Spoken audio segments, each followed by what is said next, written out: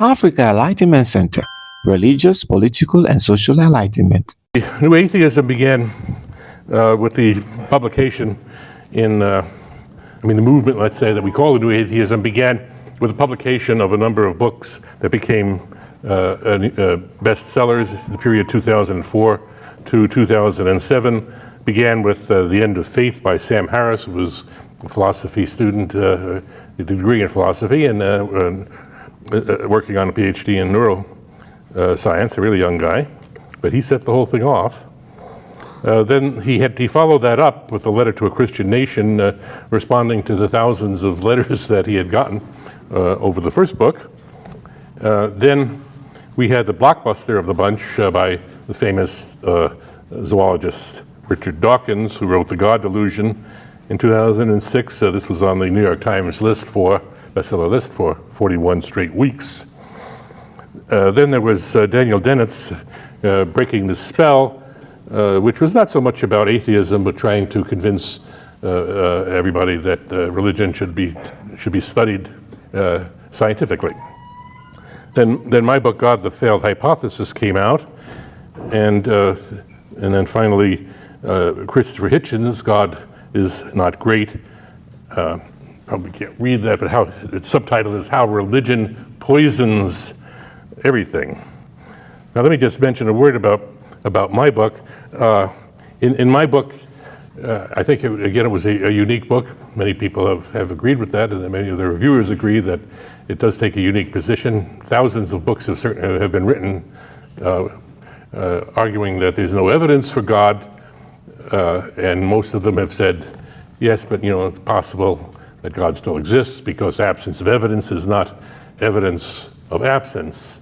And I dispute that argument. I say there are times when absence of evidence is evidence for absence, when that evidence should be there. I'd like to use the example of someone claiming that there are elephants in Rocky Mountain National Park, not too far from where I live. And obviously there would be evidence for them, pretty clear evidence. It's not likely to be hiding someplace. And so if you have enough people going around the park and they never see any elephants, you can decide beyond a reasonable doubt that elephants don't exist. And so that's the argument I make, that God, the God that most people worship, not every conceivable type of abstract God, but the God that most people worship is a God that should be detectable by science. It's that God, the God of the Jews, Christians, and Muslims, plays a very active role in the universe, created the universe, created life, and listens to every human thought. That God certainly should be detectable and hasn't been. Let me just mention some other people that might be called new atheists.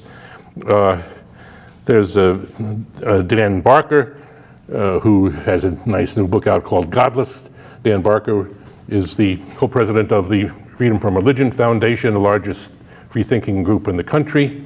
He was one of these many people who started out as evangelical preachers. He was also a musician. He wrote a lot of Christian music that's still being played in Christian churches.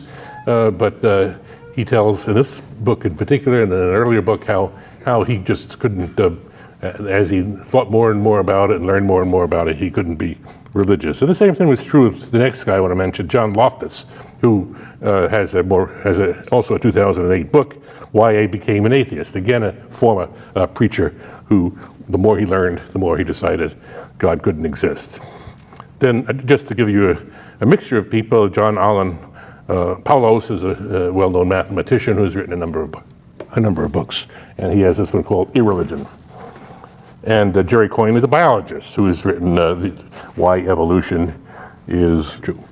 And finally, I should mention Bill Maher, who's I think would not be unhappy being called a new atheist. I'd like to also mention historian Bart Ehrman.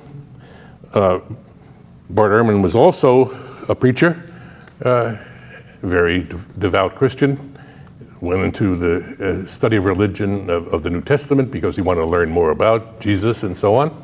And the more he learned, he went to all the right schools. He went to Moody Bible College, and ended up at Princeton Theological Seminary, where he started learning, about what the Bible really was, what its history was.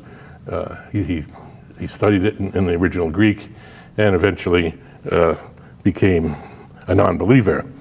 He's written several books. Here in 2001, we have one where he makes the case that Jesus was an apocalyptic preacher. In Misquoting Jesus in 2007, he talks about all of the way the Bible has been rewritten and changed all throughout history, so that what we have now is nothing like it must have been originally. And then his most important book, I think, was God's Problem.